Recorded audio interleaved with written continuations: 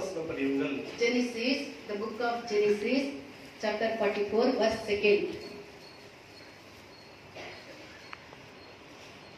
అంతరగా కనిష్ఠుని గోనెమూతిలో తన వెండి గిన్నెను అతని ధాన్యపు రూకలను పెట్టు మరియు తన గృహ నిర్వాహకునికి ఆజ్ఞాపింపగా యోసేపు చెప్పిన మాట చొప్పున అతడు చేసెను. 12వ వాక్యం చదువు. అతడు పెద్దవాడు మొదలుకొని చిన్నవాని వరకు వారిని శోధ చూడగా ఆ గిన్నె బెన్యామీను గోనెలో దొరికెను. హల్లెలూయా. హల్లెలూయా.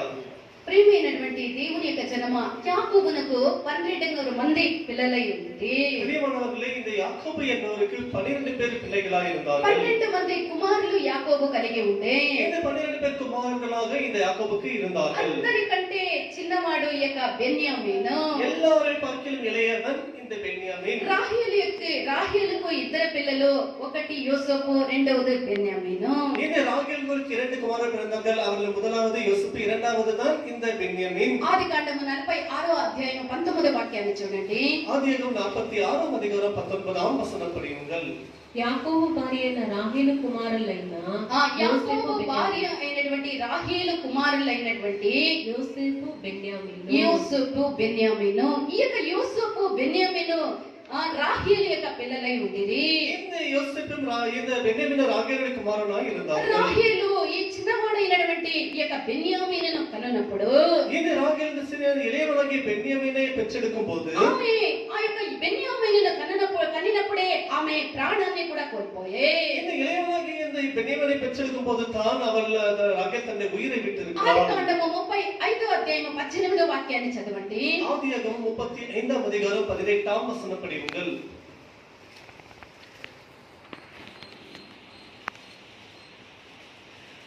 ఆమె ప్రసవం వల్ల ప్రయాసపడుచున్నప్పుడు మంత్రస్థాని ఆమెదే భయపడుకుము, ఇది నీకు కుమారుడగలని చెప్పాను. ఆమె మృతి పొందెను.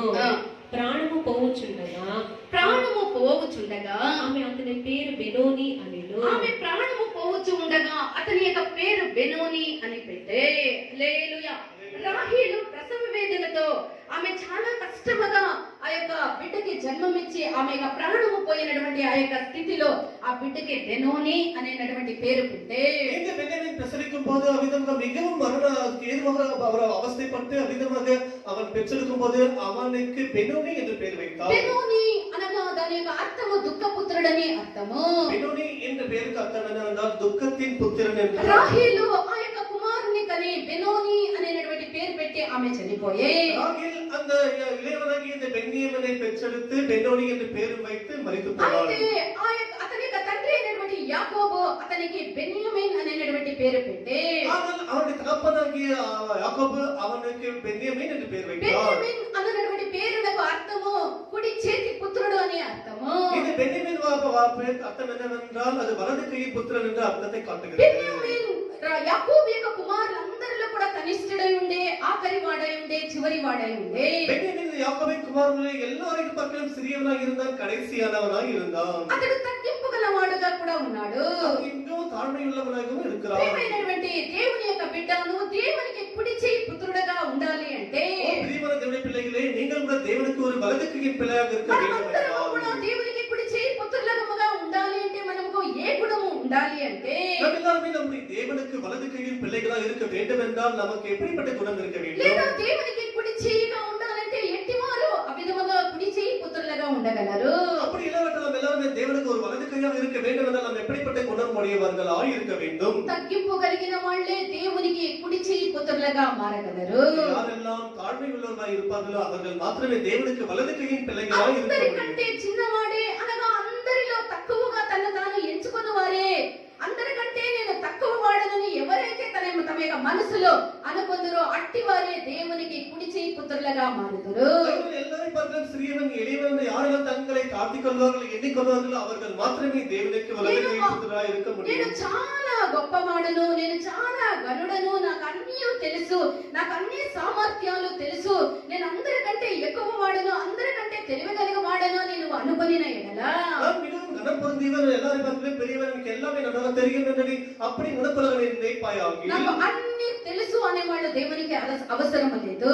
எனக்கு எல்லாமே தெரியும் என்று சொல்பவர்கள் தேவனுக்கு தேவையில்லை. నేను అందరికంటే తక్కువ వాడను, నేను అందరికంటే అల్పడను అనేవాళ్ళే దేవునికి కావలసి ఉన్నది. எல்லாரை பார்க்கலாம் அற்பமானவன், சிறியவன், இளையவன் என்று சொல்பவர்களே தேவனுக்கு தேவைப்படுகிறார்கள். దేవుని యొక్క బిడ్డ నీ యొక్క హృదయ ఆంతర్యములో నుండి నేను అందరికంటే చాలా తక్కువ వాడను, నేను దేనికి పనికిరాని వాడను అని నువ్వు నీ యొక్క జీవితం అని అవ్విధముగా నువ్వు అనుకొని దేవునికి అప్పగించిన ఎడల నిశ్చయముగా నీ దేవుడు నిన్ను తన యొక్క చేతులు ఎత్తుకొని నీ కుడి చేతి పుత్రునిగా ఆయన మార్చును. ప్రియములే, நாம் எல்லாரும் நம்முடைய இருதயத்தின் ஆழத்திலிருந்து நாம் எல்லாரை பார்க்கலாம் சிறியவன், ஏழை, அவிதவன், எளியவன், அவிதமாக எதற்கு உதவாதவன் என்று அவிதவன் நாம் மனதுக்குள்ள நினைக்கும் போது மாத்திரம் தேவன் நம்மை அவிதவன் நம் ஜீவித்தை தேவனுக்கு ஒப்புக் கொடுக்கும் போது தேவன் நம்முடைய ஜீவித்தை எடுத்து பயன்படுத்தி நம்மை அவருடைய வலதுகை புத்திரராக தேவன் நம்மை ஏற்படுத்திக் கொள்ளுவார். యేసు ఆయన తండ్రి యొక్క కుడి పార్శ్వమందు ఆసీనుడయ్యేదానికి ముందు நம்முடைய கர்த்தர் இயேசுவர் பிதாவுடைய வலது பார்சத்தில் உட்காருவதற்கு முன்பாக ఆయన దాసుని యొక్క రూపములో జన్మించే அவர் అడిமையின் రూపமெடுத்து பூமியில் ఆయన வந்தார். శిలువ మరణము పొందినంతగా తన్ను తాను తగ్గించుకొనిది. அவர் சிலுவையின் மரணம் பெருக்க அவிதமாக மரிக்கிற வரைக்கும் அவர் தன்னை వేసేవాడికి తన యొక్క ముఖాన్ని తిప్పుకొనలేదు. அவர் நம்முடைய முகத்தின் மேலே உமிழ்கிறவர்களுக்கு தன்னுடைய முகத்தை அவர் மறைக்கவில்லை. దూషించే వాడిని ప్రతిగా ఆయన దూషించలేదు. தங்களை யாரெல்லாம் துஷிக்கிறார்களோ அவர்களுக்கு பதிலாக இவர் துஷிக்கவில்லை. ఎంతగా ఆయన తన్ను తాను తగ్గించుకొని అంటే அவர் எவ்வளவு தன்னை தான் தாழ்த்தி கொண்டார். శిలువలో తాను మరణించినంతగా ఆయన దాసునిగా తను తాను తగ్గించుకొని அவர் சிலுவையிலே மரிக்கிற வரைக்கும் அவிதமாக தன்னை ஒரு அடிமையாக நினைத்தார். అపోస్తల కార్యములు 2వ అధ్యాయము 33వ వాక్యం నుండి 36వ వాక్యం వరకు మీరు ఇంట్లో చదువుకోండి. అదే విధముగా ఫిలిప్పీయులు 2వ అధ్యాయము 7-8 వాక్యాలను మాత్రం ఇప్పుడు చదవండి. பிலிப்பியர் 2ஆம் அதிகாரம் 7-8 வசனங்களை இப்பொழுது படியுங்கள். 2వ అధ్యాయము 7-8 వాక్యాలు. మనుషుల పోలికగా పుట్టి మనుషుని యొక్క పోలికగా పుట్టి దాసుని స్వరూపం ధరించుకొని దాసుని యొక్క స్వరూపమును ధరించుకొని తన తానే రిక్తునిగా చేసుకొనెను. ఆ. మరియు ఆ. ఆయన ఆకారమున మనుషుడిగా కనబడి ఆకారమందు మనుషుడుగా కనబడి మరణము పొందునంతగా అనగా శిలువ మరణము పొందునంతగా శిలువ మరణము పొందునంతగా విధేయత చూపిన వారై తన్ను తాను తగ్గించుకొనెను. ప్రియమైనటువంటి దేవుని యొక్క జనమ ఈ విధముగా యేసు ప్రభు తన్ను తాను అంతగా ఆయన శిలువ మరణ పర్యంతము తన్ను తాను తగ్గించుకునేటువంటి ఒక్కరిగా కనబడుతూ ఉన్నారు. பிரியமுள்ள இப்படியாக இயேசுவானவர் சிலுவையின் மரண பரியந்தம் தன்னை தாழ்த்தினவராக இருக்கிறார். పాపులు దుర్మార్గులమైనటువంటి మనకు దేవుడు ఎంతో గొప్ప పరిశుద్ధమైనటువంటి పిలుపును మనకు అనుగ్రహించి ఉన్నారు. இது பாவிகளும் துன்மார்க்கருமாகிய நமக்கு எவ்வளவு ஒரு பரிசுத்தமான அழைப்பை நமக்கு మనకు கொடுத்திருக்கிறார். ఎంతో గొప్ప పరిశుద్ధమైనటువంటి పిలుపునిచ్చి పరిశుద్ధ జీవితాన్ని ఇచ్చేదానికి దేవుడు పరిశుద్ధ పిలుపుతో మనల్ని ఆహ్వానించి ఉన్నారు. தேவன் நமக்கு அவ்விதமாக பரிசுத்தவர்களை மாற்றினதுக்கு ஒரு பரிசுத்தமான ஜீவித்தை கொடுப்பதற்கு நமக்கு பரிசுத்தமான ஒரு அழைப்பை మనం கொடுத்திருக்கிறார். ఏదో గొప్ప వాళ్ళైనందువల్ల మనం పరిశుద్ధులైనందువల్ల ఇతరుల్లో లేనటువంటి గుణాలు మనలో ఉన్నందువల్ల దేవుడు మనకి పిలుపును మనకు అనుగ్రహించలేదు. பெரியவர் நிமித்தமாக நமக்கு மற்றவர்களுக்கு இல்லாத ஒரு குணமகள் இது நிமித்தமாக தேவன் நம்மை அழைத்ததில்லை. தேவன் நம்மை அவ்விதமாக அவருடைய பரிசுத்தமான அழைப்பை தான் நம்மை మనము அழைத்திருக்கிறார். పాపులము ద్రోహులము దుర్మార్గులమై ఉండగానే పరిశుద్ధమైనటువంటి దేవుడు తన యొక్క ప్రాణాన్ని మన కొరకు ఇచ్చిరి. நாம் எல்லாருமே பாவிகளும் துரோகிகளும் துன்மார்க்கமா இருக்கும்போது தேவன் நமக்கென்று அவருடைய உயிரை விட்டிருக்கிறார். నిత్య నరకాగ్నికి పోతూ ఉండేటువంటి మనల్ని దేవుడు పరమనకు నిత్య జీవానికి పోయేదానికి ఆయన పరిశుద్ధ పిలుపుతో మనల్ని పిలిచిరి. நித்திய ஆக்கினைக்கென்று போய் கொண்டிருந்த நம்மை தேவன் நம்மை அவர் பரிசுத்தமான அழைப்பை கொடுத்து நமக்கு பரலோக ராஜ்யத்துக்கே நம்மை அவ்விதமாக நம்மை அழைத்திருக்கிறார். కాబట్టి మనల్ని మనము తగ్గించుకోవాలి. ஆகையால் நம்மை தாழ்த்திக் கொள்ள வேண்டும். దేవుని యొక్క సమీపమునకు వచ్చి ఆయన యొక్క పరిశుద్ధమైనటువంటి ఆ యొక్క కుడి చేతి పిల్లలుగా మనము మారాలి. అదే దేవుని యొక్క ఆశ. எல்லாமே அவருடைய பரிசுத்தமான அழைப்பை ஏற்றுக்கொண்டு பரிசுத்தமான தேவனுடைய சமூகத்திலே வந்து அவருடைய வலது கையின் பிள்ளைகளாக மாற வேண்டும். அதுவே அவருடைய ஆசையாக ఇక్కడ இருக்கிறது. మనము ఆదికాండము 42వ అధ్యాయం 2వ వాక్యములో యోసేపు యొక్క వెండి గిన్నె గురించి అక్కడ మనము చదవగా విని ఉన్నాము. இங்கே ஆதியாகமம் 44ஆம் அதிகாரம் 2ஆம் வசனத்தில் யோசேப்பு குறித்து நாம் படித்திருக்கிறோம். యోసేపు యొక్క వెండి గిన్నె గురించి చదివే ఉన్నాము. அங்கே அவருடைய வெள்ளி பாத்திரத்தை குறித்து படித்திருக்கிறோம். ఇంకొకసారి చదవండి. ముందు చదివినటువంటి వాక్యమే ఆదికాండము 44వ అధ్యాయము 2వ వాక్యం. కనిష్ఠుని గోనెమూతిలో కనిష్ఠుడి యొక్క గోనెమూతిలో తన వెండి గిన్నెను అతని ధాన్యపు రూపులను పెట్టుమనియు తన గృహ నిర్వాహకునికి ఆజ్ఞాపింపగా యోసేపు తన యొక్క గృహ నిర్వాహకునికి ఏమని ఆహ్వానం ఇస్తున్నాడు ఏమని చెప్తూ ఉన్నాడంటే இங்கே யோசேப்பு தன்னுடைய பானபாத்திரக்காரனுக்கு அவர் சொல்லுகிற ஒரு கட்டளை ఆ என்னவென்றால், యొక్క కనిష్ఠుడైనటువంటి ఆఖరి వాడైనటువంటి ఆ యొక్క బెన్యామీన్ యొక్క ఆ ధాన్యం యొక్క మూటలో వెండి గిన్నెని వేయమని చెప్పే இந்த இளையவனாகிய இந்த பென்யமீனுடைய அந்த சாக்கு மூட்டைக்குள்ளாக அந்த வெள்ளி பாத்திரத்தை அவனுக்குள்ள வை என்று சொல்லுகிறார். యోసేపు మన ప్రభు అయినటువంటి యేసుక్రీస్తుకు సాదృశ్యమై ఉన్నారు. యేసப்பு என்பவர் நம்முடைய கர்த்தர் இயேசு கிறிஸ்துவை காட்டுகிறது. ఇక వెండి అనగా ఇది దేనికి సాదృశ్యమై ఉన్నది అంటే இந்த வெள்ளி பாத்திரம் எதை காட்டுகிறது என்று சொன்னால், వెండి పవిత్రతకును విమోచనకు సాదృశ్యమై ఉన్నది. இந்த வெள்ளி என்று சொல்வது அதனுடைய பரிசுத்தத்திற்கும் அது மீட்பையும் காட்டுகிறது. వెండి గిన్నె అని చెప్పినప్పుడు இந்த வெள்ளி பாத்திரம் என்று சொல்லும்போது ఈ ప్రభు అయినటువంటి యేసు యొక్క పవిత్రమైనటువంటి ఆయన యొక్క జీవితానికి అది సాదృశ్యమై ఉన్నది. இயேசுடைய பரிசுத்தமான ஜீவித்தை காட்டுகிறது. యోసేపు ఏదో ఒక సాధారణమైనటువంటి గిన్నెను కాదు ఆ యొక్క బెన్యామీన్ యొక్క గోనె మూతలో వేసినది. யோசேப்பு ஏதோ ஒரு பாத்திரத்தை அதுக்கு அந்த சாக்கு மூட்டைக்குள்ளே வைக்கவில்லை. అతడు ఆ యొక్క బెన్యామీన్ యొక్క గోనె మూతలో వేసినది యోసేపు యొక్క వెండి గిన్నె అయి ఉండే அது யோசேப்பு அந்த பெண்ணினுடைய சாக்கு மூட்டைக்குள்ளே வைத்தது ஒரு வெள்ளி பாத்திரமாய் இருந்தது. ఆయన యొక్క గోనెలో పెట్టినప్పుడు యోసేపుకు బెన్యామీనుకు అది తెలియదు. அந்த சாக்கு மூட்டையிலே அது வைத்திருப்பது இந்த பென்யாமீனுக்கு தெரியாது. అయితే తెలియకనే ఆ యొక్క బెన్యామీన్ యొక్క గోనె మూటలో యోసేపు తన యొక్క వెండి గిన్నెను పెట్టి ఉండిరి. அது பென்யாமீனுக்கு தெரியாமலே யோசேப்பு அந்த வெள்ளி பாத்திரத்தை அவனுடைய மூட்டைக்குள்ளாக வைத்து ఈ விட்டார். యొక్క గోనె అనగా అది మన యొక్క జీవితానికి సాదృశ్యమై ఉన్నది. இந்த சாக்கு மூட்டை என்று சொல்வது நம்முடைய ஜீவியத்தை காட்டுகிறது. కనిష్ఠుడైనటువంటి ఆ యొక్క బెన్యామీన్ కనిష్ఠుని యొక్క గోనె మూత అనగా దీన మనస్సు గల సాత్వికులకి ఇది సాదృశ్యమై ఉన్నది. இந்த இளையவனுடைய சாக்கு மூட்டை என்று சொல்வது யாரெல்லாம் தாழ்மையான ஜீவித்தை செய்வார்களோ அப்படி அவர்களே இது காட்டுகிறது. ప్రియమైనటువంటి దేవుని యొక్క బిడ్డ, నిన్ను నువ్వే గొప్పగా తలంచి నిన్ను నువ్వే ఒక పరిశుద్ధులుగా నువ్వు తలంచిన ఎడల ஓ பிரியமான தேவனே, நீ உன்னை ஒரு பெரியவனாக நினைத்துக்கொண்டு நீ பரிசுத்தமாக நினைப்பாயாக. యేసు ప్రభు యొక్క పవిత్రత నీ యొక్క జీవితంలో ఉండదు. இயேசு கிறிஸ்துவின் பரிசுத்தமான உனக்குள்ளாக இருக்காது. యేసు క్రీస్తు యొక్క పరిశుద్ధమైనటువంటి జీవితం ఎవరిలో ఉండును అంటే இயேசு கிறிஸ்துவின் பரிசுத்தமான ஜீவியம் யாருக்குள்ளாக అది இருக்கிறது என்றால், తాము తగ్గించుకునేటువంటి కనిష్ఠులు మాత్రమే యేసు ప్రభు యొక్క పరిశుద్ధ జీవితం అని చేయగలరు. யாரெல்லாம் தங்களை தாழ்த்துகிறதோ அந்த இளையவர்களுக்கு மாத்திரமே அந்த பரிசுத்தமான ஜீவியமானது ఆ యొక్క கிடைக்கும். కనిష్ఠుని యొక్క గోనె మూతలో ఆ యొక్క యేసు యొక్క వెండి గిన్నె ఉంటే அதற்கு இளையவனாகிய அவனுடைய பெண்ணினுடைய மூட்டையிலே அந்த வெள்ளி பாத்திரம் இருந்தது. నాకు బలం ఉన్నది, నాకు శక్తి ఉన్నది, నాకు పరాక్రమం ఉన్నది, నాకు డబ్బు ఉన్నది, నాకు సామర్థ్యం ఉన్నది, నేను తలంచితే ఏదైనా సాధించగలను అనేటువంటి ఒక తాత్పర్యమును కలిగి ఉంటే ஐயோ, எனக்கு பலம் இருக்குது, எனக்கு ஆசை இருக்குது, பணம் இருக்குது, எனக்கு எல்லாமே இருக்குது என்று நீ அப்படி நினைப்பாயா? எது நினைத்தாலும் சாதிக்க முடியும் என்று அப்படி நினைப்பாயாக? నువ్వు తలంచిన ఎడల యోసేపు యొక్క వెండి గిన్నె నీ జీవితం అనేటువంటి యొక్క మూటలో ఉండదు. நீ அப்படி நினைப்பாயாக அவிதமாக எப்படி அவனுடைய மூட்டைக்குள்ள அந்த வெள்ளி பாத்திரம் உனக்கு கிடைக்காது. అనగా మన యొక్క జీవితంలో మన యొక్క దేవుడు ఉండరు. அப்படி என்ன நம்முடைய ஜீவிதத்தில் நம்முடைய தேவன் బాప్తిస్మం ఇచ్చినటువంటి యోహోను చెప్పినప్పుడు ఏమని చెప్తూ ఉన్నాడు? நானிகனாகிய இந்த யோவான் சொல்லும்போது என்ன சொல்லுகிறார்? యోహోను సువార్త 3వ అధ్యాయం 30వ వాక్యాన్ని చదవండి. யோவான் சுவிசேஷம் 3ஆம் அதிகாரம் 30ஆம் வசனம் படியுங்கள். John chapter 3 verse 30. ఆయన హెచ్చవలసి ఉన్నది, ఆయన హెచ్చవలసి ఉన్నది, నేను తగ్గవలసి నేను ఉన్నది. తగ్గవలసి ఉన్నది. హల్లెలూయా. బాప్తిస్మం ఇచ్చినటువంటి యోహోను చెప్పేటప్పుడు ఆయన హెచ్చాలి, ఆయన హెచ్చింపబడాలి, నేను తగ్గించబడాలి అంటూ ఉన్నాడు.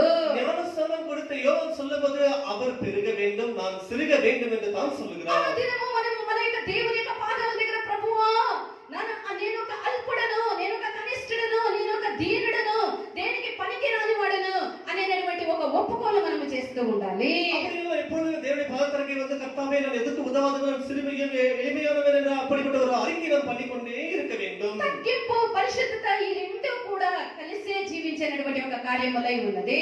இந்த பரிசுத்தம் இந்த தாழ்மை இரண்டுமே எப்பொழுதும் ஒன்றாக சேர்ந்து ஜீவிக்கிற ஒரு காரியமாய் இருக்கிறது. తగ్గింపు గల వారే పరిశుద్ధులుగా మారగలరు, யாரெல்லாம் தாழ்மை உள்ளவர்களாக இருப்பார்களோ அவர் பரிசுத்தவான்களாக மாற முடியும். లేదా పరిశుద్ధులుగా ఉండి వాళ్ళు మాత్రమే తమను తాము తగ్గించుకోగలరు. அப்படி இல்லாவிட்டால் யாரெல்லாம் பரிசுத்தவான்கள் இருப்பார்களோ அவர்கள் மாத்திரமே தங்களை మనము தாழ்த்திக் கொள்ள మనుషుల యొక్క முடியும். దృష్టికి తగ్గింపు గలవారిగా నటించవచ్చును గాని ఆంతర్యములో నిజమైనటువంటి తగ్గింపు మనము కలిగి ఉండకపోతే మనకు ప్రయోజనము లేదు. நாம் மற்றவருடைய கண்களுக்கு நாம் தாழ்மையோடு இருப்போம், நடிக்கலாம் தவிர உண்மையான ஒரு தாழ்மை நமக்குள்ள இருக்காது. చాలా దీనుడుగా, చాలా తగ్గింపు గలవాడుగా నేను దుమ్ము, నేను ధూళి, నేను మట్టిని, నేను పురుగుని అనేది సమయం వచ్చినప్పుడు పడగెత్తేది. నేను అట్లా కాదు, నేను ఇట్లా అని నిశ్చయముగా అలాంటి ఒక గుణం మనం కలిగి ఉంటే మనల్ని మనమే పుచ్చుకునే వాళ్ళముగా ఉందము. நாம் வெறும் நேரம் வருவது மாத்திரம் அபிதமாக தம்மை தாழ்த்திக் கொள்வது, பிறகு நேரம் வரும்போது நம்முடைய ரூபத்தை காட்டுவது, அப்படி இல்லை என்றால் நாம் அப்படி மாற முடியாது. நம்முடைய உண்மைகளை நம்ம தாழ்த்திக் கொள்ள வேண்டும்.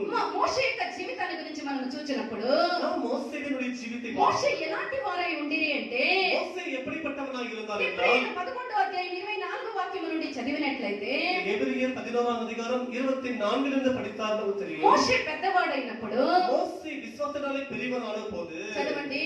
మోషే పెద్దవాడైనప్పుడు విశ్వాసమును బట్టి ఐగుప్తు ధనము కంటే విశ్వాసమును బట్టి ఐగుప్తు యొక్క ధనమున కంటే క్రీస్తు విషయమైన నింద గొప్ప భాగ్యమని ఎంచుకొని క్రీస్తు విషయమైనటువంటి నింద గొప్ప భాగ్యమని ఎంచుకొని అల్పకాలము పాప భోగము అనుభవించుట కంటే అల్పకాలము పాప భోగము అనుభవించుట కంటే దేవుని ప్రజలతో శ్రమ అనుభవించడం మేలని యోచించి ఫరో కుమార్తె యొక్క కుమారుడని అనిపించుకొనుటకు ఫరో కుమార్తె యొక్క కుమారుడు అని అనిపించుకొనుటకు అతడు ఒప్పుకొనలేదు. హల్లెలూయా. మోషే ఈ విధముగా తను ఎంత చిన్నవానిగా, ఎంత తక్కువ వానిగా ఆయన మార్చుకునేదానికి ఆయనలో ఉండేటువంటి త్యాగము ఎంతో అవశ్యముగా ఉన్నది. பாருங்கள், எவ்வளவு பெரிய பதவியில் இருந்த மோசேயானவன் தன்னை அவ்வளவு விதமாக தன்னை தாழ்த்திக் கொள்வதற்கு அவனுக்குள்ள அந்த விசுவாசமே காரணமாக இருந்தது.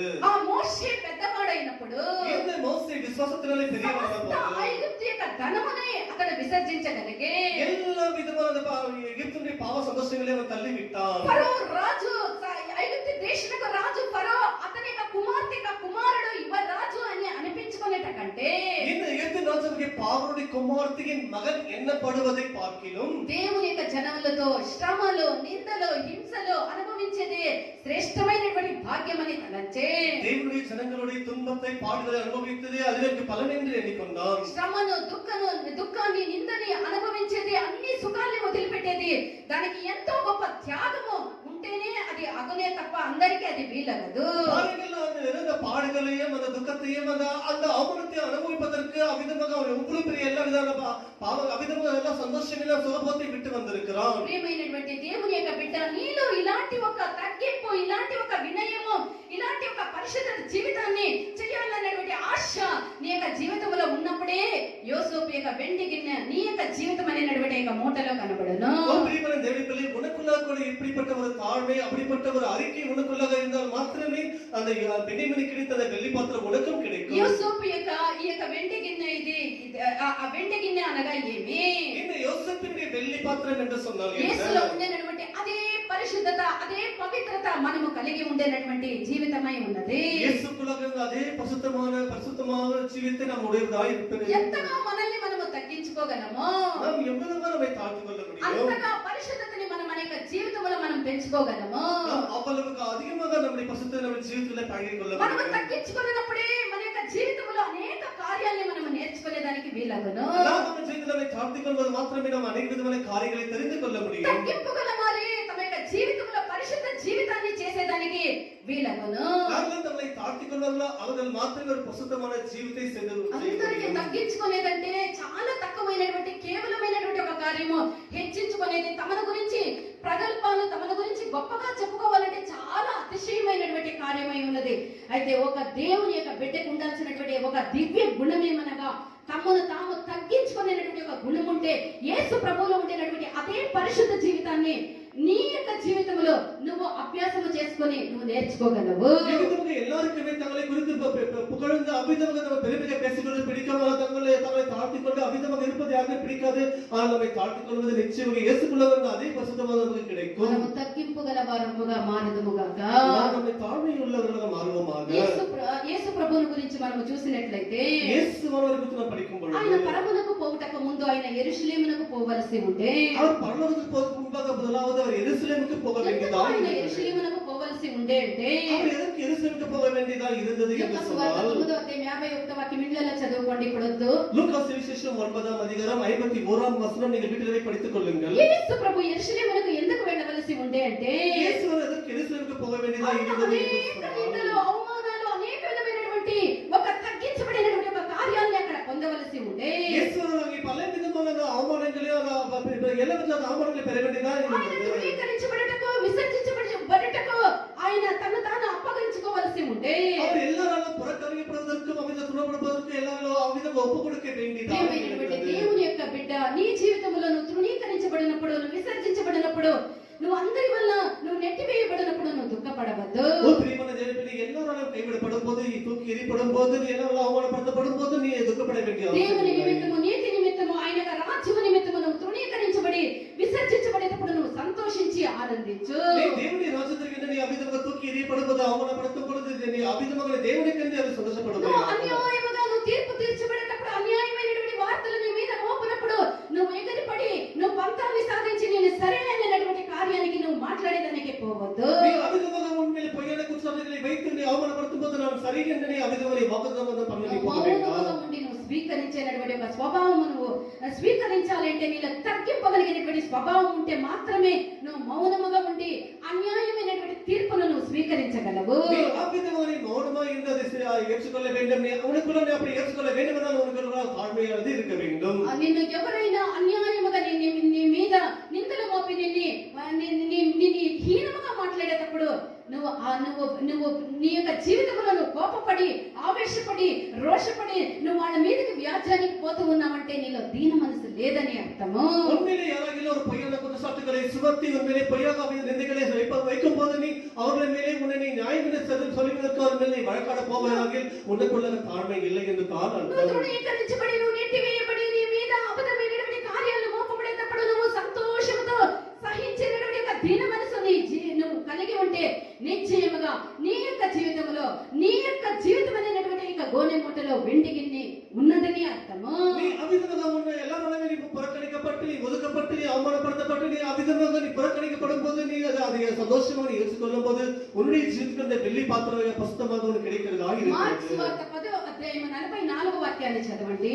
మార్కు సువిశేషం 10వ అధ్యాయం 44వ వచనం படியுங்கள். మీలో ఎవడైనను ప్రముఖుడై ఉండగోరిన ఎడల వాడు అందరికి దాసుడై ఉండవలెను. హల్లెలూయా. తమిళ్ల படிப்பாது. మార్క్స్ సువిశేషం 10వ అధ్యాయం 44వ వచనం. உங்களில் எவனாகிலும் முதன்மையானவனாக இருக்க விரும்பினால் அவன் எல்லாருக்கும் ஊழியக்காரனாய் இருக்க கடவன்.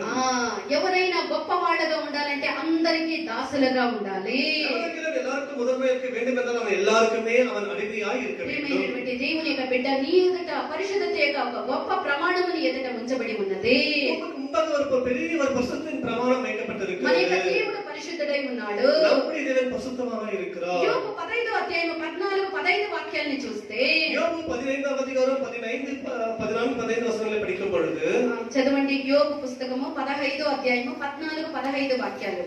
శుద్ధుడగుటకు నరుడు ఏ పాటివాడు, నిర్దోషుడగుటకు స్త్రీకి పుట్టినవాడు ఏ పాటివాడు ఆలోచించుము. ఆయన తన దూతల యందు నమ్మిక ఉంచాడు, ఆకాశ వైశాల్యం. యోబు 25వ అధ్యాయం 5 6 వాక్యాలు చదవండి. ఆయన దృష్టికి చంద్రుడు కాంతి గలవాడు కాడు, చంద్రుడు కాంతి కలిగిన వాడు కాడు. నక్షత్రములు పవిత్రమైనవి కావు. ఈ విధముగా ఉండగా మనిషి దేవుని యొక్క దృష్టిలో మనిషిని పవిత్రుడు కాదు. இப்படி இருக்கும்போது கர்த்தருடைய பார்வையிலே மனுஷன் எப்படி பரிசுத்தமாக இருக்கிறான்? మనిషి యొక్క పవిత్రత చాలా తక్కువైనది. ఒక మనిషి యొక్క పరిశుద్ధత చాలా తక్కువైనదిగా ఉన్నది. கர்த்தருடைய பார்வையிலே மனுஷனுடைய பரிசுத்தம் என்பது மிகவும் குறைவாக இருக்கிறது. మనము క్రీస్తు ఆత్మ గలవారుగా మనం మారాలి. நாம் எல்லாரும் கிறிஸ்துவுடைய ஆவியுடையவர்களாய் மாற வேண்டும். అమ్మ దేవుడు మెలిచినటువంటి వెండి గిన్నెను అనగా స్వచ్ఛమైనటువంటి జీవితమును మనకిచ్చేదానికి ఆయన కోరుతూ ఉన్నాడు. தேவன் நமக்கு அந்த வெள்ளி பாத்திரமாக பரிசுத்தமான ஒரு ஜீவித்தை கொடுப்பதற்கு தேவன் விரும்புகிறார். మనకు మనమే మనుషులుగా పుట్టినటువంటి మనము, స్త్రీకి పుట్టినటువంటి మనము, మనకు మనమే పరిశుద్ధులుగా పరిశుద్ధ జీవితాన్ని మనము చేయలేము. இந்த மனுஷனை பிறகு நாம் எல்லாமே ஸ்திரீக்குள்ளவே பிறகு நாம் எல்லாரும் நமக்கு ஒரு பரிசுத்தமான ஜீவித்தை செய்ய முடியாது. కాబట్టి పరిశుద్ధ జీవితాన్ని మన యొక్క దేవుడు మాత్రమే మనకు అనుగ్రహించగలరు. அந்த பரிசுத்தமான ஜீவித்தை நம்முடைய தேவன் మాత్రమే நமக்கு கொடுக்க முடியும். ఇక్కడ యోసేపు యొక్క ఆ యొక్క గోనె మూతిలో ఆ యొక్క వెండి గిన్నె ఉన్నది యోసేపుకు తెలియదు. அந்த பென்யமீனுடைய அந்த சாக்கு மூட்டையிலே அந்த வெள்ளி பாத்திரம் வைக்கப்பட்டது பென்யமீனுக்கு தெரியாது. ఆ యొక్క గోనె మూతిలో ఉండేటువంటి ఆ యొక్క వెండి గిన్నెని కూడా ఆ యొక్క బెన్యామీను చూడలేదు. அந்த பென்யமீன் தன்னுடைய மூட்டையிலே அந்த வெள்ளி பாத்திரம் இருப்பது அவன் அறியவில்லை. అయితే రహస్యముగా అతని యొక్క గోనె మూతిలో ఆ యొక్క వెండి గిన్నె ఉంచబడి ఉండే சாக்கு மூட்டையிலே அந்த வெள்ளி பாத்திரம் మనంతకు வைக்கப்பட்டிருக்கிறது. మనమే పరిశుద్ధమైనటువంటి జీవితాన్ని క్రీస్తు పోలినటువంటి ఆ యొక్క జీవితాన్ని మనం చేయలేము. நமக்கு நம்மை ஒரு கிறிஸ்துவ செய்தன அந்த பரிசுத்தமான ஜீவிதத்தை நாம் செய்ய முடியாது. ఆ దేవుని యొక్క ఆత్మ వల్ల మాత్రమే పరిశుద్ధముగాను నిర్మలముగాను ఉండేటువంటి ఒక జీవితాన్ని మనం చేయగలము. தேவனுடைய ஆவியால் மாத்திரமே நம்ம அந்த பரிசுத்தமான ஒரு சுத்தமான ஜீவிதத்தை செய்ய కాబట్టి முடியும். మన యొక్క జీవితముని మన యొక్క హృదయముని పరిశుద్ధముగాను నిర్మలముగాను మనం పెట్టుకోవాలి. ஆகையால் நம்முடைய ஜீவிதத்தை நம்முடைய ஆத்மாவை பரிசுத்தமாக சுத்தமாக வைத்துக் கொள்ள మన యొక్క வேண்டும். జీవితము సమాధానము లేకుండా తగ్గింపు లేకుండా సాత్వికము లేకుండా ఉన్న ఎడల நம்முடைய ஜீவன் வந்து சமாதானம் இல்லாமல் அவிதமா யதார்த்தமாக இல்லாமல் போகும்போது మన యొక్క జీవితంలో మనకు తెలియనటువంటి ఒక మొండితనము ఏర్పడును. நமக்குள்ளாக ஒரு முரட்டுத்தன்மை நமக்குள்ளாக ஏற்படும். అవిధేయత నాకన్నీ తెలుసునన్నటువంటి అహము మన యొక్క జీవితంలో తెలియకనే జ్వరబడును. ஒரு கீழ்ப்படியாமை எனக்கு எல்லாம் தெரியும் என்ற ஒரு முரட்டு சம்பவம் நமக்கு தெரியாமலே நமக்குள்ளாக అన్నీ ஏற்படும். తెలుసు అనేటువంటి ఒక గ్రహింపు మనం కలిగి ఉంటే எனக்கு அவிதமாக எனக்கு எல்லாம் தெரியும் என்ற ஒரு உணர்வு நமக்குள்ளாக మనకు இருக்கிறது. తెలియకుండానే నేను చాలా గొప్పవాడును అనేటువంటి స్థాయికి మనల్ని మనమే హెచ్చించుకుందాము. நமக்கு தெரியாம எனக்கு எல்லாம் தெரியும் என்ற ஒரு பெரிய இடத்துக்கு நாம் எல்லாமே நம்மை உயர்த்திக் నేను கொள்வோம். చాలా గొప్పవాడును అని నువ్వు తలంచిన ఎడల நாம் என்னமோ பெரியவர் என்று நாம் நினைக்கும் பொழுது నీ యొక్క జీవితం అనేటువంటి యొక్క మూటలో పవిత్రత అనబడినటువంటి యేసు వచ్చేదానికి వీలు కాదు. உன்னுடைய சாக்கு மூட்டை என்ற ஜீவிதத்திலே அந்த வெளிப்பாத்திரமாக பரிசுத்தமான ஜீவியாக இயேசுவானவர் வர முடியாது. వెంటనే మన యొక్క జీవితం అనేటువంటి మన యొక్క మూటలో ఉండదు. அந்த வெளிப்பாத்திரமாக பரிசுத்தமானது நம்முடைய ஜீவிதத்தில் இருக்காது. బెన్యామీను గురించి మనం చూసినప్పుడు நாம் இந்த பென்யமீனை குறித்து படிக்கும்போது బెన్యామీను యోసేపును ఏ విధముగా కూడా అతడు దూషించలేదు. ఏ విధముగా కూడా యోసేపుకు తన యొక్క సహోదరులు చేసినటువంటి కీడులో ఆ యొక్క బెన్యామీనుకి ఏ విధమైనటువంటి ఒక పాత్ర లేదు. பாருங்கள் அந்த சகோதரர்கள் தன்னுடைய அந்த யோசேப்புக்கு செய்த எந்த ஒரு தீங்கிலும் துன்பத்திலும் இந்த பென்யமீன் எதையும் செய்யவில்லை. బెన్యామీను తన యొక్క సహోదరులందరూ ఆ యొక్క యోసేపు యొక్క సహోదరులందరూ చేరి యోసేపునకు చేయనటువంటి ఒక కార్యానికి అతనికి ఎంతగా అతనికి కీడు చేశారో ఆ యొక్క కీడులో యొక్క బెన్యామీనుకి పాలు ఎంత మాత్రము కూడా లేదు. எவ்விதமாக அந்த யோசேப்புக்கு அந்த செய்த எந்த தீங்கிலும் கூட இந்த பென்யமீனுக்கு பங்கானதே இல்லை. మనము ఇతరుల యొక్క పాపములో మనం పాలివారము కాకుండా ఉండాలి. நாம் மற்றவருடைய பாவத்திலே நாம் பங்குள்ள మనము இருக்கக்கூடாது. ఇతరుల యొక్క పాపాల్లో మనము జోకింపు ఉంచుకోకుండా మన యొక్క జీవితముని మన యొక్క హృదయముని పరిశుద్ధముగా అనగా అనిత్యముగా ఎవరు కూడా మన యొక్క విషయంలో దోషారోపణ చేయనంతగా మన యొక్క జీవితాన్ని పరిశుద్ధముగా మన యొక్క కాపాడుకోవాలి. நாம் மற்றவருடைய பாவத்திலே நாம் கையிட்டு நம்முடைய ஜீவித்தை அவிதம் மற்றவர்கள் குறை சொல்லும்படி அவிதமாக குற்றச்சாட்டுகிற விதமாய் நம்முடைய ஜீவித்தை நாம் செய்து ఇతరుల యొక్క கொள்ளக்கூடாது. పాపములను పాలు నీకు ఉన్న ఎడల నీవు నిశ్చయముగా నీ యొక్క గోనెలో అనగా నీ యొక్క జీవితంలో పరిశుద్ధత అనేటువంటి వెండి గిన్నె ఉండదు. மற்றவருடைய பாவத்திலே உன்னுடைய பங்கு இருக்குமே ஆகையால் உன்னுடைய ஜீவன் என்கிற அந்த மூட்டைக்குள்ளாக அந்த பரிசுத்தம் என்கிற அந்த வெள்ளி பாத்திரம் வைக்கப்படாது. 1 తెస్సలోనికీయులు 3వ అధ్యాయం 13వ వాక్యాన్ని చూడండి. 1 தெசலோனிக்கேயர் 3ஆம் அதிகாரம் 13ஆம் வசனம் படியுங்கள்.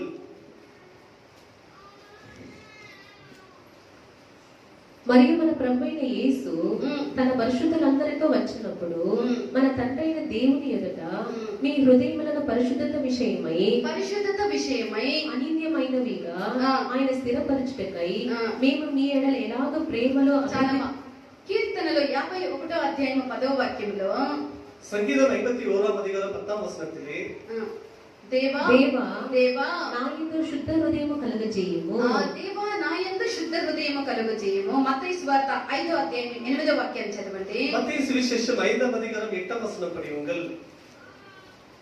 హృదయ శుద్ధి గలవారు ధన్యులు, వారు దేవుని చూచెదరు. హల్లెలూయా. ప్రియమైనటువంటి దేవుని యొక్క బిడ్డ, నీ యొక్క హృదయము శుద్ధముగా ఉంటేనే, నీ హృదయము పరిశుద్ధముగా ఉంటేనే, నీ యొక్క జీవితంలో యొక్క వెండి గిన్నె అనబడినటువంటి పరిశుద్ధత నీలో ఉంటేనే నువ్వు దేవుణ్ణి దర్శించగలవు. உன்னுடைய ஜீவித்துக்குள்ளாக அந்த பரிசுத்தமானது இருந்தால் மாத்திரமே தேவனை தரிசிக்க முடியும். 1 పేతురు 1వ అధ్యాయం 15 16 వాక్యాలు చదవండి. 1 పేతురు 1ஆம் அதிகாரம் 15 16 வசனங்களை படியுங்கள். 15 16 కలిసే ఉంది ఆ వాక్యము చదవండి.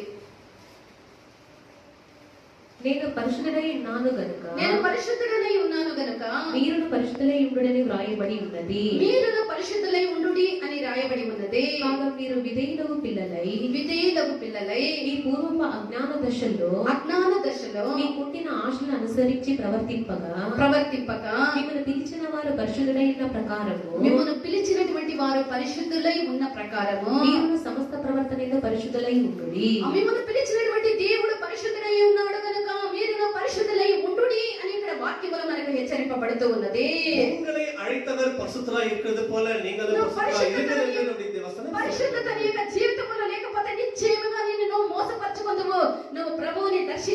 వీలు కాదు. உன்னுடைய ஜீவிதத்திலே பரிசுத்தம் என்பது இல்லாமல் போன நிச்சயமாக நீ உன்னை நீ மோசப்படுத்திக்கொள்ளவாய். உன்னுடைய ஜீவிதத்திலே நீ தேவனை தரிசிக்க முடியாது. కాబట్టి నీ యొక్క జీవితంలో దేవుడు కోరినటువంటి పరిశుద్ధతను నువ్వు కలిగి ఉందువు గాక.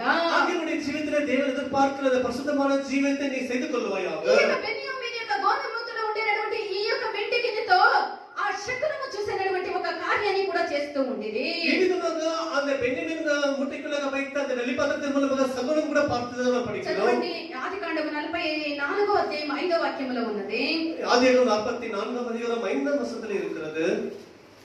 మీరు మేలుకు కీడు చేయనేలా దేనితో నా ప్రభువు పానము చేయను, దేని వల్ల అతడు శకునములు చూచెను, దేని వలన ఆయన శకునములను చూచెను, అది ఇదే కదా. ఇదే కదా అనగా ఈ యొక్క వెండి గిన్నెతో యోసేపు శకునములు చూస్తూ ఉంటే ఈ విధంగా அந்த வெள்ளி பாத்திரத்தின் மூலமாக யோசேப்பு அந்த திராண దృష్టిயின் மூலமாக எல்லா காரியங்களையும் பார்த்ததாக படிக்கிறோம். ప్రియమైనటువంటి దేవుని యొక్క బిడ్డ నీ జీవితంలో యోసేపు యొక్క ఈ యొక్క వెండి గిన్నె ఉన్నయడగా இந்த யோசேப்பின் జీవితంలో அந்த வெளிப்பாத்திரம் இருக்குமே ஆகி నీకు అందనటువంటి గొప్ప రహస్యములు నీకు బయలుపరచబడును.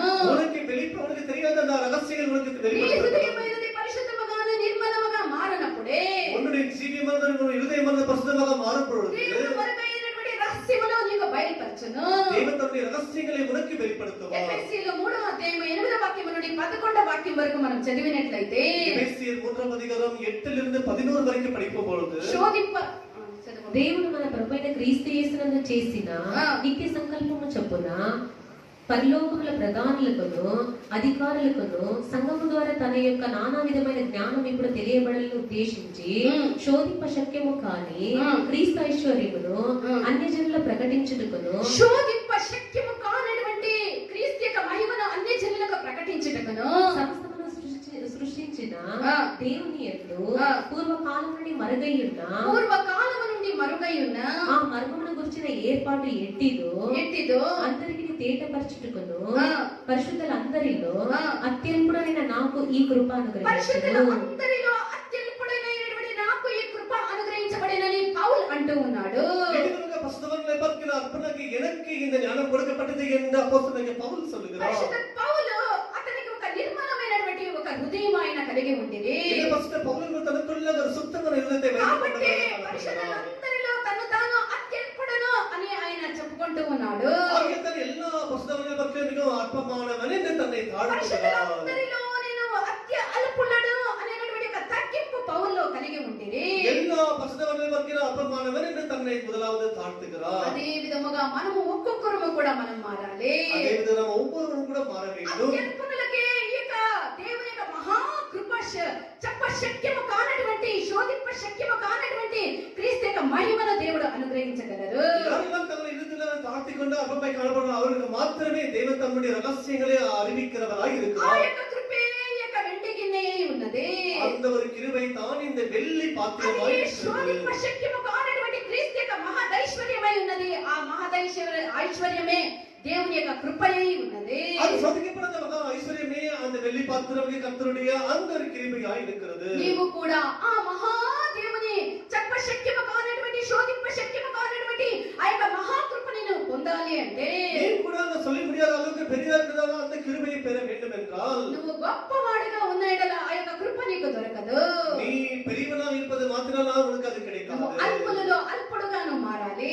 நீ అల్పమానవనాய் తాழ்மையானవనాய் మార అప్పుడే வேண்டும். దేవుడు ఈ యొక్క వెండికి నేను మరుగైనటువంటి మర్మములు దేవుడు నీకు తెలుసుకునేదానికి ఆ మహా కృపని నీకు అనుగ్రహించును. அப்பொழுது உனக்கு மகா ரகசியங்களான எல்லாவித மர்மமான காரியங்களையும் நீ பெறுவதற்கு அந்த வெள்ளி பாத்திரமாகிய அந்த கிருபை உனக்கு கொடுப்பார். ఈ యొక్క పరిశుద్ధత మనము కలిగేది దేవుని యొక్క కృప వల్లనే మనం ఈ పరిశుద్ధతని మనం కలుగుతూ పొందుకుంటూ ఉన్నాము.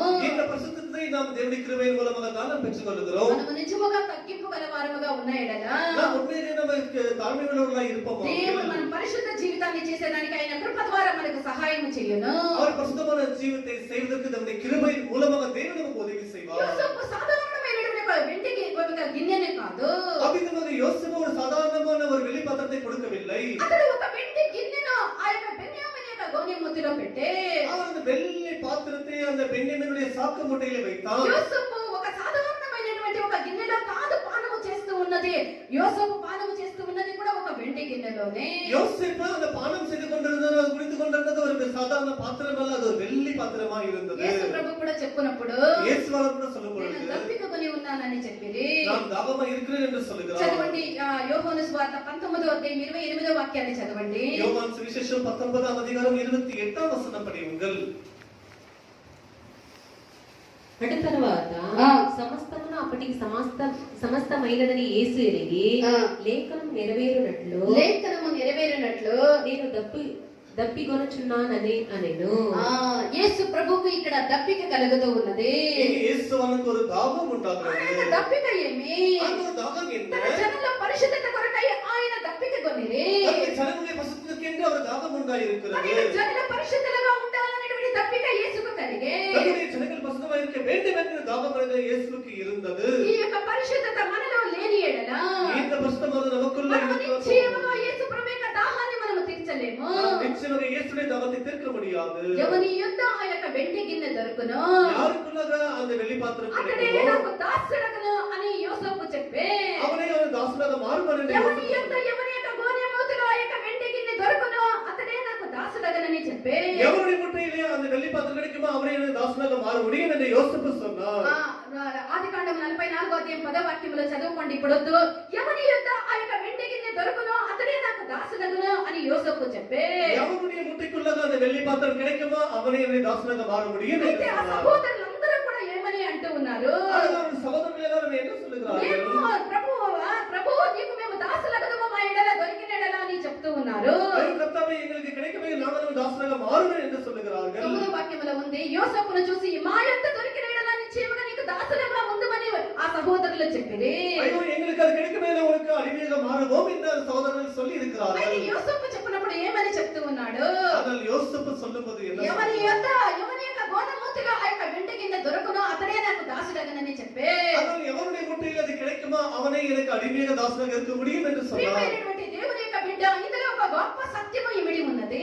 இவர்கள் இதற்குள்ள ஒரு பெரிய ஒரு சத்தியமானது నీవు அடங்கியிருக்கிறது. నిజముగా దేవుని సేవించుచూ ఉన్నావా? நீ உண்மையாக தேவனை சேவித்துக் கொண்டிருக்கிறாயா? ఒక సమయం వచ్చినప్పుడు அந்த நேரம் வரும்பொழுது ఎవరు దేవుని సేవిస్తూ ఉన్నారు, ఎవరు ఆయన్ని సేవించడం లేదు అనేది బయలుపరచబడును. அந்த நேரம் வரும்பொழுது யார் இயேசுவை அவிதமாக தேவனை சேவிக்கிறார்கள் சேவிக்காமல் இருக்கிறார்கள் என்று அது ఇక్కడ வெளிப்படுகிறது. ఉండేటువంటి మనమందరము చెప్పొచ్చు, మనమందరము కూడా దేవుని సేవించి ఆయన్ని ప్రేమిస్తూ ఉన్నామని. இங்க இருக்கிறவங்க எல்லாருமே சொல்லலாம் தேவனை சேவிக்கிறோம் தேவனை நேசிக்கிறோம் என்று சொல்லுவோம். అయితే ఒక సమయం వచ్చును, ஆனால் ஒரு நேரம் ఎవరు దేవుని సేవిస్తూ ఉన్నారు, ఎవరు దేవుని సేవించలేదనేది బయలుపడినటువంటి ఒక దినం ఉన్నది. யாரெல்லாம் தேவனை சேவிக்கிறார்கள் தேவனை சேவிக்கவில்லை என்கிறத வெளிப்படுகிற காரியமானது அந்த మలాకి நாளானது 3వ అధ్యాయం 17, 18 వాక్యాలు చదవండి.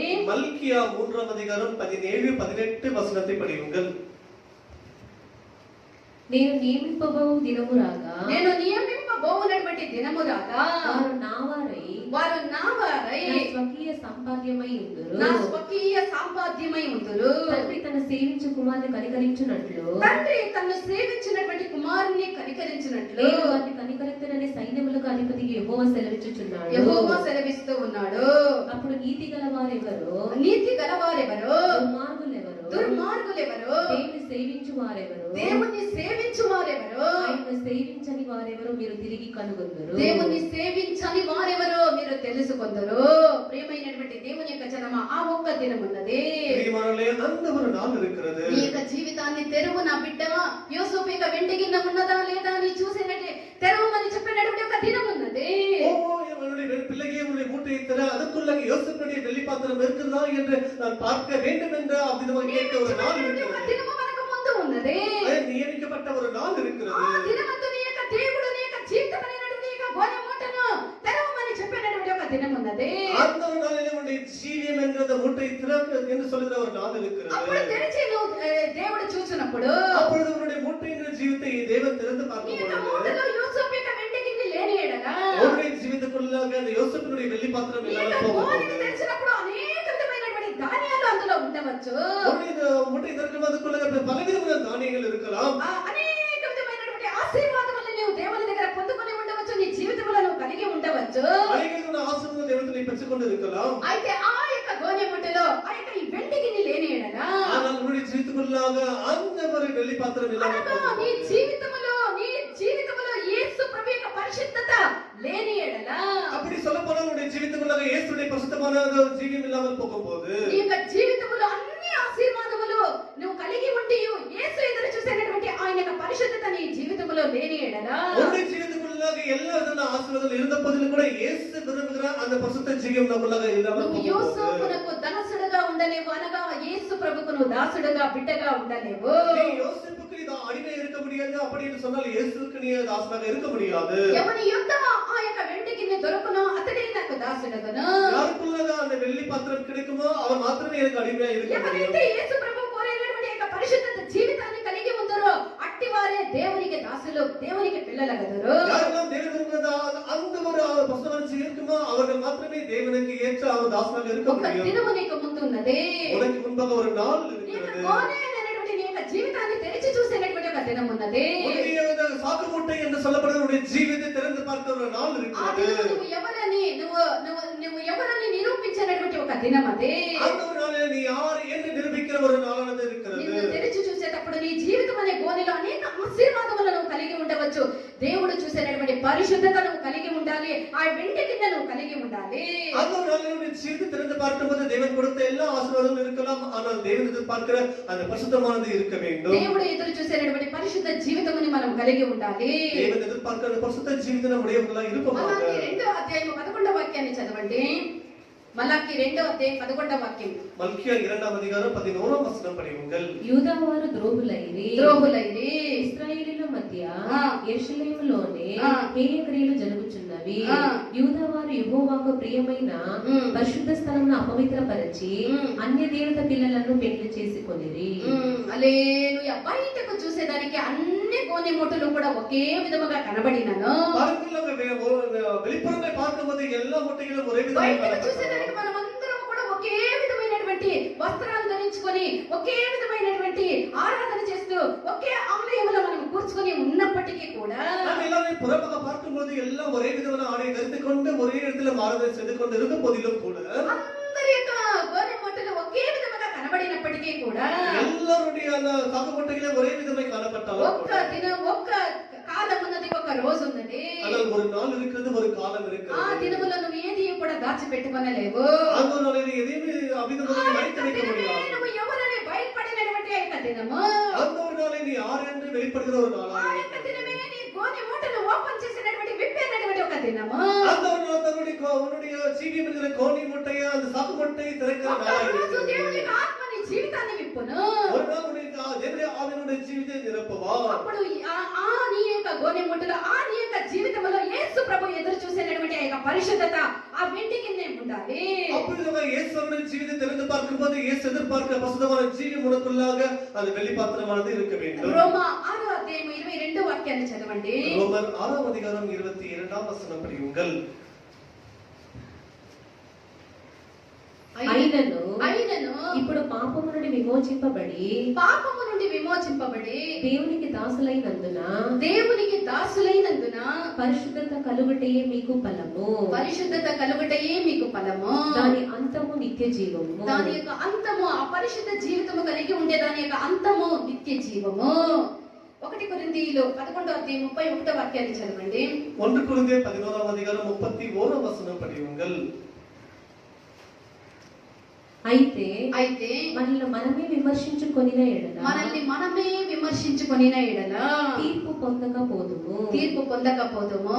ప్రియమైనటువంటి దేవుని యొక్క బిడ్డ, నీ జీవితం అనేటువంటి ఆ యొక్క గోనె మూటని నువ్వే విప్పి తేరి చూసి ఆ జీవితంలో ఏమంతా కలిగి ఉన్నావో, నీ స్వభావాలు ఏంటిది, నీ గుణాలు ఏంటిది, నువ్వు పైకి భక్తి వేషాన్ని ధరించుకొని నిజమైనటువంటి భక్తి లేకుండా ఉన్నావా, పైకి నువ్వు పరిశుద్ధతను కలిగినట్టు చూపించి నిజమైనటువంటి పరిశుద్ధత లేకుండా ఉన్నదా, పైకి నువ్వు విధేయుడు, నువ్వు దీన మనస్కుడుగా నటించి లోపల నీలో ఆ గుణాలు లేక ఉన్నదా. ఇప్పుడు మనమే ఒక్కొక్కరు మనం విమర్శించి చూసుకోవాలి. நம்முடைய ஜீவியம் என்கிற அந்த சாக்கு மூட்டையை நாம் இப்பொழுதே திறந்து அவிதமாக நம்முடைய ஜீவித்துக்குள்ளாக அந்த உண்மையான தாழ்மை இருக்கிறதா, உண்மையான నీ జీవితంలో అహంకారము, పాపము, క్రోధము, నేను అనేటువంటి హెచ్చింపు, నువ్వు దేవునికి ఇష్టమైనటువంటి కార్యాలను నీ యొక్క గోనె మూటలో నింపుకొని ఉంటే ஜீவித்துக்குள்ளாக தேவன் விரும்பாத அந்த வீணான அந்த பகை, ரோஷம், பிறகு அந்த மேட்டிமை எல்லாவற்றும் இருக்குமே ஆகில் అదంతయు కూడా నువ్వు దూరముగా దాన్ని నెట్టివేసి అవి எல்லாவற்றையும் దూరமாக తల్లిவிட்டு యేసు ప్రభు యొక్క రక్తము వల్ల నీ యొక్క